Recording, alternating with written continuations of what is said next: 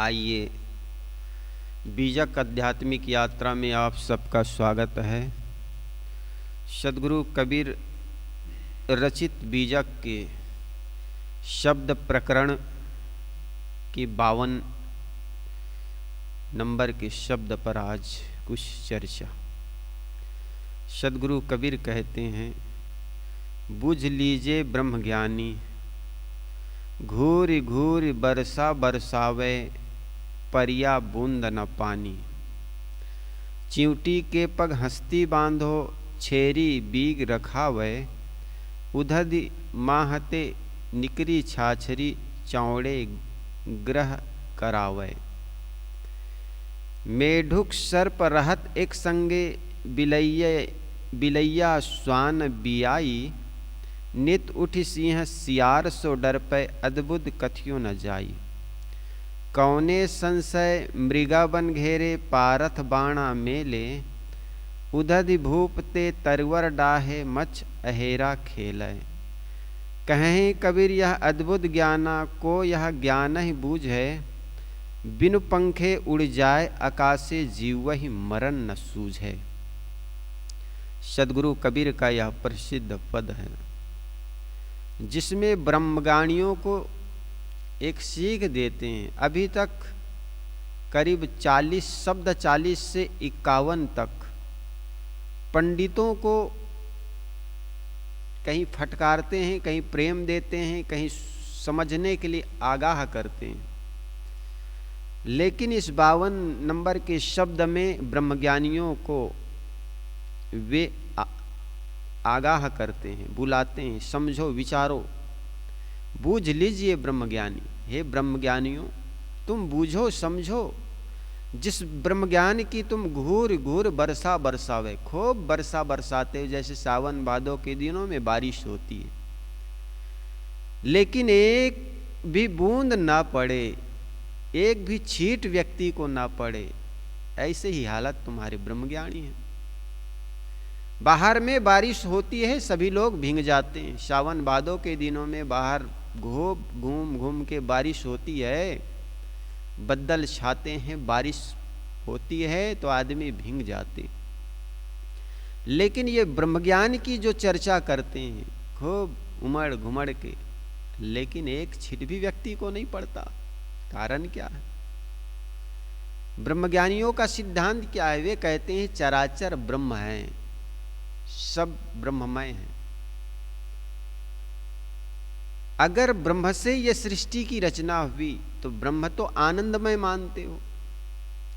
ब्रह्म जब आनंदमय है, सतचित आनंद है, सत है, सत्य है और चित है और आनंदमय है, तो ब्रह्म सतचित आनंद से ये जड़ जगत कैसे पैदा हो गई?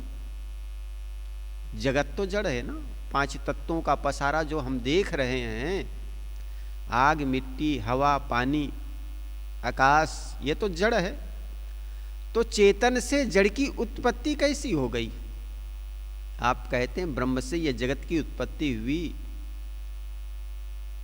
और यही बारिश करवाते हो, यही उमड़ घुमड़ घर के कहते हो कि ब्रह्म से जगत की उत्पत्ति हुई। तो जगत तो सत्य है, और सत्य से असत जगत की उत्पत्ति कैसे हो गई? सत ब्रह्म से असत जगत की उत्पत्ति कैसी हो गई? एक बात। दूसरा, चेतन ब्रह्म कहते हो चेतन है, तो चेतन ब्रह्म से यह जड़ जगत की उत्पत्ति कैसी हो गई? तीसरी बात, आप कहते आनंदमय है ब्रह्म, तो आनंदमय ब्रह्म से यह दुख रूप संसार की उत्पत्ति क्यों हो गई? इस धराधाम पर 2 महापुरुष हुए, एक बुद्ध, जिसको भगवान बुद्ध के नाम से जानते हैं, और बुद्ध के बाद 8वीं शताब्दी में लगभग स्वामी शंकर हुए। इन दोनों महापुरुषों को से एक ही प्रश्न किए गए, सत्य क्या है? तो सबसे पहले भगवान बुद्ध को पूछा गया, सत्य क्या है? उन्होंने कहा दुख ही सत्य है, और दुख आर्य सत्य उन्होंने कहा, दुख ही सत्य है। और उन्होंने 4 और भेद बताए, दुख, दुख का कारण, निवारण, निर्वाण। दुख है तो दुख का कारण होगा, कारण से निवारण, निवारण से निर्वाण। समझ रहे हो बात? दुख है तो दुख का कारण दुख, दुख का कारण निवारण, निर्वाण, ये 4 आर्य सत्य उन्होंने कहा। दुख है तो जरूर आपके कहीं न कहीं कर्म खोटे होंगे, कहीं न कहीं आपके मन में विकार आए होंगे। बिना विकार के आपको दुख हो ही नहीं सकता है। आप अपने मन में विकार जगा कर देखिए, काम का, क्रोध का, लोभ का। जब जब विकार जगता है आपको पश्चाताप होगा, आपको दुख होगा, मैंने ऐसे क्यों किया। जिस प्रकार जहां धुआं उठता है वहां आग होने की संभावनाएं होती है, बिना धुआं के आग उठ ही नहीं सकती। तो धुआं से हम आग की कल्पना करते, कल्पना ही नहीं, वो सत्य ही होती। जहां धुआं है वहां आग है। इसी प्रकार अगर दुख है आपके जीवन में तो निश्चित मानिए कहीं न कहीं आपके मन में विकार जगाए आपने। काम, क्रोध, लोभ रूपी अगर विकार आपने जगा दिया तो आपके मन पीड़ित होंगे और मन के साथ आपका जीवन दुखी होगा। तो भगवान बुद्ध ने कहा कि दुख सत्य है। अगर दुख है तो उसका कारण होगा मन का विकार, और कारण है तो उसका निवारण किया जा सकता है। विकार है तो विकार को त्याग कीजिए, और मन से अगर विकारों को त्याग कर देंगे तो दुख से निवृत्त हो जाएंगे, और दुख से निवृत्त हो गए वही तो निर्वाण है। जब जब आप दुख में पड़े हुए हैं तब तब आप बंधन में पड़े हुए हैं। दुखों से निवृत्त हो गए, आप निर्वाण को उपलब्ध हो गए। ठीक यही प्रश्न स्वामी शंकर से पूछा गया, सत्य क्या है? उन्होंने कहा ब्रह्म ही सत्य है। उन्होंने कहा ब्रह्म ही सत्य है, और सत्य ब्रह्म के अंदर सच्चित आनंद है। ब्रह्म ही सत्य है और सत्य ही आनंद स्वरूप है। ब्रह्म का जो स्वरूप है आनंद स्वरूप है। तब उनसे पूछा जाता है, आप कहते ब्रह्म से सृष्टि का जन्म हुआ या ब्रह्म से सृष्टि की उत्पत्ति हुई, तो ब्रह्म तो आनंद स्वरूप है। तो आनंद स्वरूप से यह दुख रूप सृष्टि कैसी हो गई? दुख से दुख पैदा होता है, आनंद से आनंद पैदा होता है। आप कहते ब्रह्म आनंदमय है, तो आनंदमय ब्रह्म से ये दुख रूप संसार की उत्पत्ति कैसी हो गई? आनंद और ब्रह्म तुम चेतन है कहते हो, तो ये जड़ जगत की पसारा कैसे? तीसरी बात आप कहते हैं ये ब्रह्म सत्य है, तो झूठ जगत जिसको संतों ने कहा ये ब्रह्मवश भासता है, संसार है ही नहीं तीनों काल में, ये भी कहा गया। ये तो माया है, माया के कारण ये प्रतीत होता, और माया ब्रह्म से उत्पत्ति हुई। तरह तरह की ब्रह्म ज्ञान की चर्चा लोग करते हैं। साहब कहते हैं जब सब जगह ब्रह्म से भरा हुआ है तो ये माया कहाँ आ गई? जब चराचर ब्रह्म है, कहते सब जगह ब्रह्म है, और ब्रह्म ज्ञान की चर्चा करते हो, सब ब्रह्म है, मैं भी ब्रह्म, तुम भी ब्रह्म, तो ब्रह्म को ब्रह्म कौन समझा रहा है?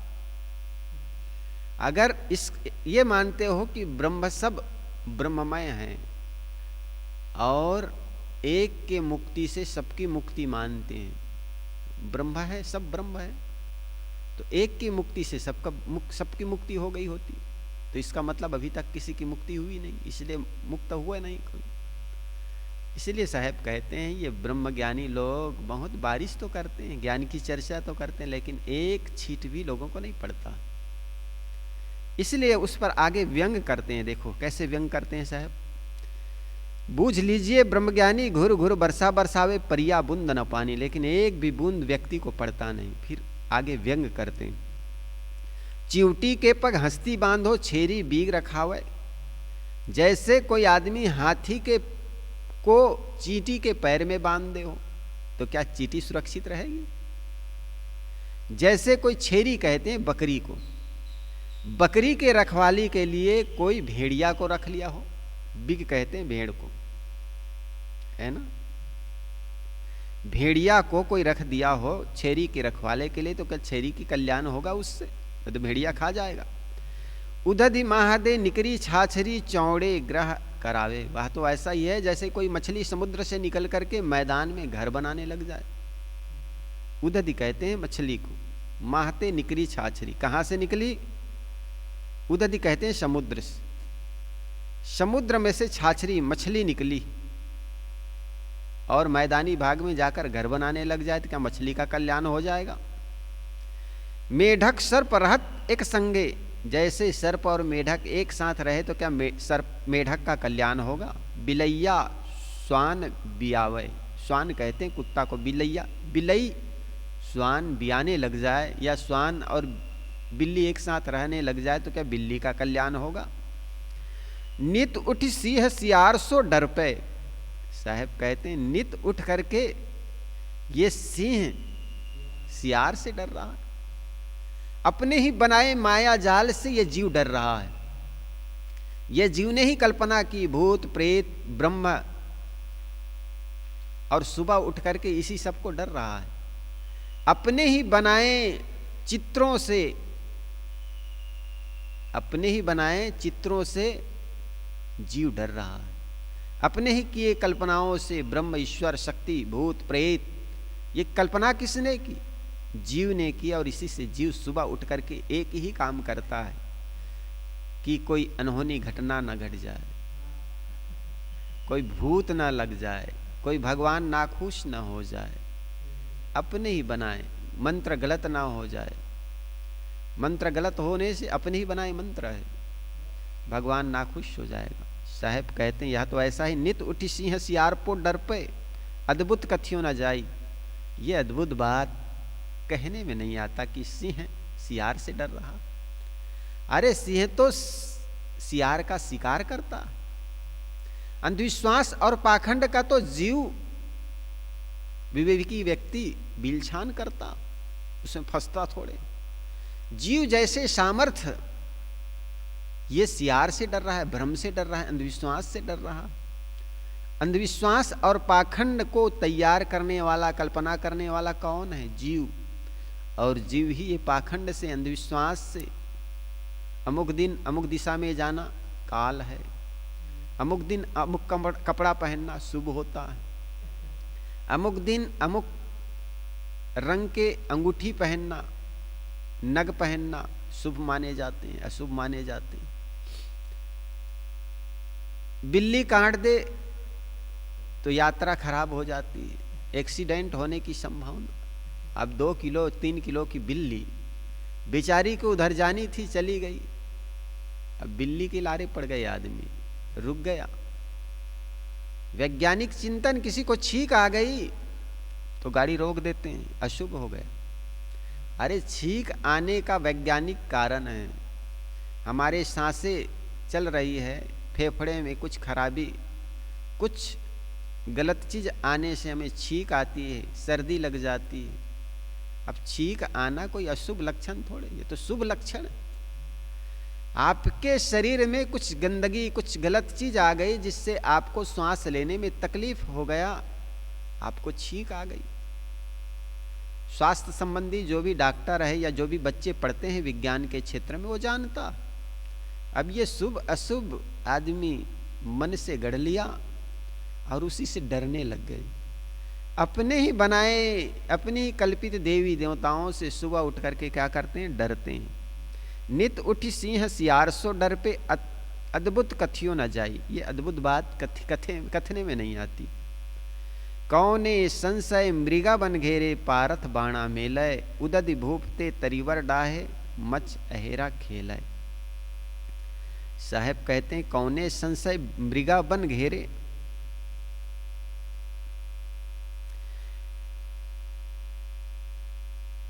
जिस संशय में पढ़कर मन मृगा वाणी एवं संसार वन में घिरा है।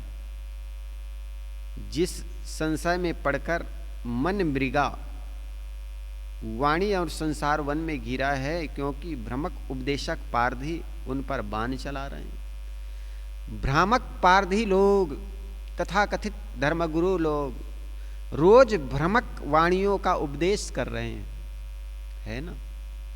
सुबह उठ करके मानसिक पूजा करो, पहले स्नान कर लो, मानसिक भोग लगाओ, अगर नहीं कर पाते हो तो पश्चाताप करो। आदमी को देखो सुबह उठ करके ये सब करता है, नहीं हो पाता, जिस दिन जल्दीबाजी हो जाता है मन में पश्चाताप होता, पीड़ा होती। ये सारे खेल किसने बनाए? जीव ने बनाया, जीव ने बनाया। और जिस दिन नहीं हो पाता है अपने ही बनाए जाल में वो डरने लगता है, हमने बनाया लेकिन हमसे हो नहीं पाया तो डरने लगते हैं। पता नहीं भगवान नाखुश, कोई शैतान नाखुश, कोई भौमिया, भूत प्रेत डायन चुड़ैल अपने मन से बनाए हुए ये काल्पनिक देवी देवता भूत प्रेत से जीव डर रहा है। उदधि भूपते तरवर डाहे मच्छ अहेरा खेले। साहब कहते हैं इस मनुष्य सम्राट ने संशय समुद्र को पैदा किया, परंतु उससे वह स्वयं उसी प्रकार जल रहा है जैसे समुद्र के खारे पानी से झाड़ जल जाते हैं। समुद्र के किनारे आप झाड़ नहीं देखेंगे, क्योंकि समुद्र का जो पानी होता है खारा होता है। हाँ, केरल के आसपास जो सागर है वहाँ पर काफ़ी मात्रा में नारियल के पेड़ होते हैं, लेकिन अधिकतर जो मीठे पेड़ होते हैं वो सागर के किनारे पनप नहीं पाता, क्योंकि सागर का जो पानी होता है वो खारा होता है और खारा पानी से झाड़ के जड़ें जल जाती है और झाड़ के जड़ जल जाने से पौधे सूख जाते हैं। उदधि भूपते तरवर डाहे। साहब कहते हैं उदधि कहते हैं यहाँ पर सागर के जल से। ये पौधे सूख जाते हैं, मच्छ अहेरा खेल है, लेकिन इसी में मछली खेलते हैं। मनुष्य के मन में भी निर्मित माया मच्छ मनुष्य का शिकार करती है, लेकिन मनुष्य का जो मन है इसी में खेला करते हैं, उसी में रमा करते हैं, अपने ही बनाए संशय में रोज उसी का उधेड़बुन करते हैं, उसी को खेलते रहते हैं। कहें कबीर यह अद्भुत ज्ञाना को यह ज्ञान ही बूझे, बिनु पंखे उड़ जाए आकाशी जीव ही मरण न सूझे। सदगुरु कबीर कहते हैं यह अद्भुत ज्ञान कोई बूझता नहीं, कोई समझता नहीं। इस पर काफ़ी जितना चिंतन करोगे उतना ही इनका अर्थ निकलेगा। बहुत सुंदर सदगुरु कबीर कहते हैं उदधि भूपते तरवर डाहे मच्छ अहेरा खिले। साहब कहते हैं कि यह वाणी का उदधि, यह वाणी का समुद्र कहाँ से बना? मनुष्य रूपी भूप से ही बना है। यह मनुष्य जीव भूप है, सम्राट है, यही समस्त ज्ञान विज्ञान का जनक है। इस मनुष्य भूप ने ही समुद्र सागर वाणी का समुद्र बनाया है और लौट करके वही वाणी समुद्र मनुष्य को भस्म कर रहा है। समुद्र के खारा पानी से पौधे को सींचने से पौधे जल जाते हैं, परंतु वही समुद्र का जल यदि भाप बनकर बादल बन जाए और फिर बादल से पानी की वर्षा हो तो उस मीठे पानी से पुनः झाड़ हरे भरे हो जाते हैं। मनुष्य ने ही वाणी बनाई और वह भ्रामक वाणी मनुष्य के ही यथार्थ ज्ञान एवं कल्याण में बाधक बन गई। परंतु यदि वही वाणी से संसारा सार असार विचार लिया जाए, आंख मूंद कर प्रमाण ना मानकर उसमें नीर छीर विवेक कर लिया जाए, तो उससे कल्याणकारी अंश की वाणी निकल सकती है। इसलिए सुरति में अहम ब्रह्मास्मि तत्वमसि अयम आत्मा ब्रह्म प्रज्ञानाम ब्रह्म, ये वाक्य बड़े महत्वपूर्ण है। इसके अर्थ है मैं ब्रह्म हूँ, तू ब्रह्म है, यह आत्मा ब्रह्म है और ज्ञान ही ब्रह्म है। ब्रह्म का मतलब है बड़ा, ब्रह्मत्वात् ब्रह्म, जो बड़ा हो वह ब्रह्म है। मनुष्य की आत्मा ही तो बड़ी है, यही तो सारे ज्ञान विज्ञान का राजा है, भूप है। अतएव यह मनुष्य की आत्मा ही ब्रह्म है, श्रेष्ठ महान है। संकल्पों को छोड़कर समाधि में लीन हो जाने पर जीव असंग हो जाता है और यही उसका अद्वैत पद है।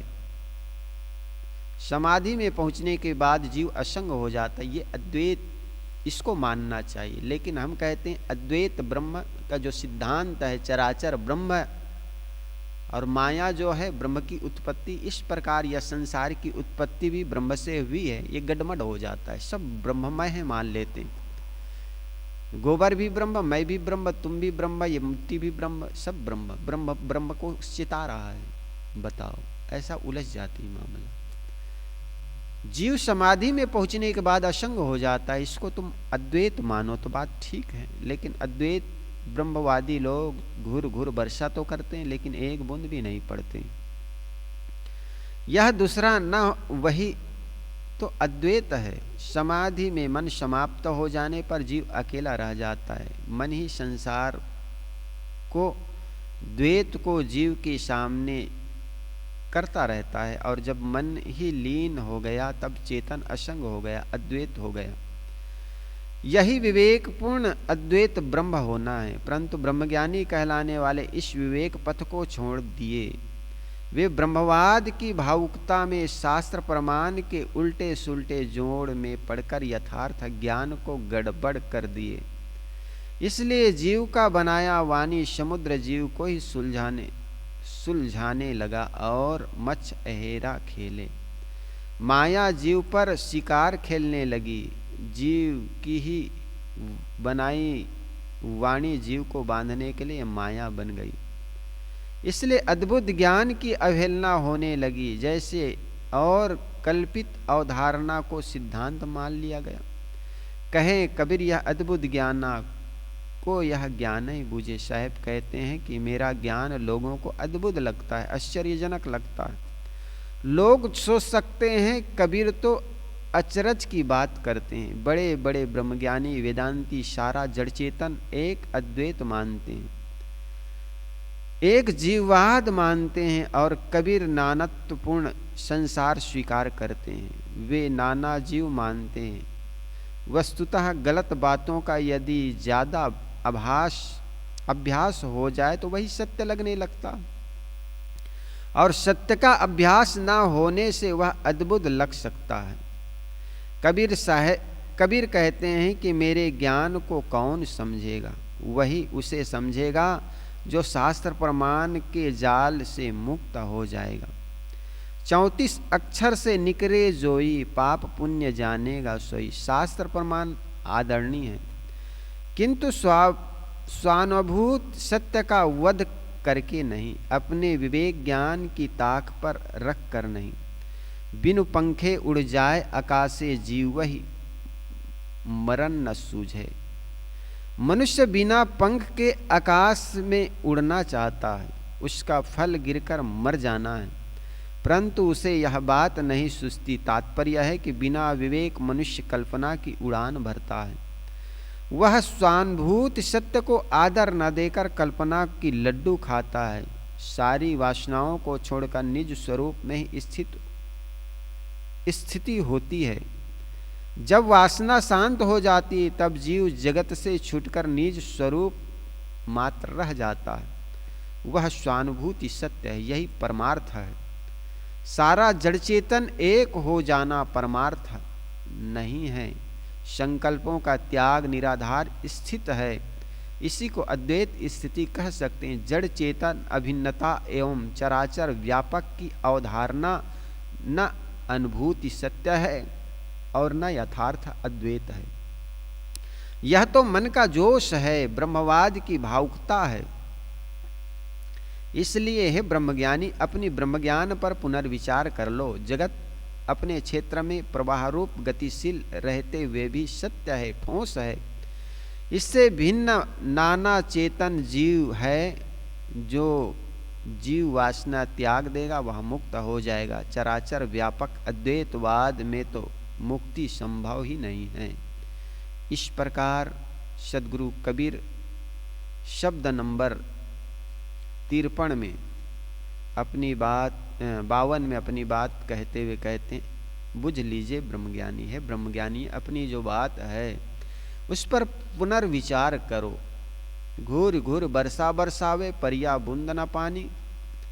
चिवटी के पगहस्ती बांधो छेरी बीग रखावे, उदधि माहते निकरी छाछरी चौड़े ग्रह करावे। मेढक सर्प रहत एक संगे बिलैया स्वान बियाई, नित उठ सिंह सियार सो डर पे अद्भुत कथियों न जाई। कौने संशय मृगा बन घेरे पारथ बाणा मेले, उदधि भूपते तरवर डाहे मच्छ अहेरा खेले। कहें कबीर यह अद्भुत ज्ञाना को यह ज्ञान ही बूझे, बिनु पंखे उड़ जाए आकाशे जीव ही मरण न सूझे।